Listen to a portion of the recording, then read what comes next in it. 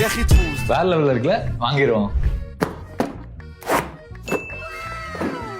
S, இதுதான் பார்த்தீங்கன்னா வீடியோவில் பார்த்த டாய் காருங்க. ஸோ அந்த டாய் கார் வந்து ஏன் சூப்பரான ஒரு மேட்ரு அப்படின்னா, ஸோ இந்த மாதிரி ரிமோட்லாம் கொடுத்துறாங்க. இந்த ரிமோட் கார்லாம் நம்ம கண்டிப்பாக ஓட்டியிருப்போம். ஆனால் இங்கே பாருங்கள், இந்த மாதிரி ஒரு மேப் இருக்குது பார்த்தீங்கன்னா, அந்த மேப்பில் வந்து பார்த்தீங்கன்னா உங்களுக்கு கோடுங்க மாதிரி போகுது பார்த்தீங்களா. இந்த டாய் காரில் கெத்து என்னன்னா, இதில் சென்சார் இருக்குது. இது என்ன பண்ணுன்னா, நம்ம இந்த மாதிரி கரெக்டாக அந்த கருப்பு கோடில் வச்சோன்னா அந்த கருப்பு கோடியே அப்படியே ஃபாலோ பண்ணிட்டு அதுலேயே ரவுண்ட் அடிக்குமா. அதை தவிர்த்து அதில் இன்னும் சில மோடெல்லாம் இருக்குது. பட் ஃபஸ்ட் இந்த கருப்பு கோடை நிஜமாக அந்த வீடியோவில் காமிச்ச மாதிரியே ஃபாலோ ஆகுதுன்னு செக் பண்ணி பார்ப்போம்.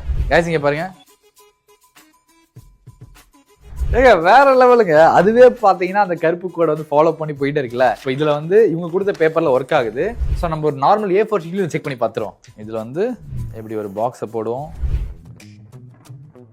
ஸோ ஒர்க் ஆகுது இதுலேயும். ஆனால் முன்ன பின்ன தான் ஒர்க் ஆகுது. ஏன்னா வந்து நம்ம பேப்பரில் சின்ன இடத்துல அதுக்கு வந்து சின்ன கோடு போட்டனால அந்த சென்சாரால் ப்ராப்பராக இது பண்ண முடியல.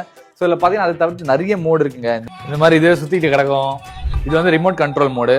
ஸோ நம்ம இந்த மாதிரி ஃப்ரண்ட்டு பேக்கு யூ போடுறது எல்லாமே அடிக்கலாம். அதை தவிர்த்து இது வந்து எஸ்கேப் மோடு.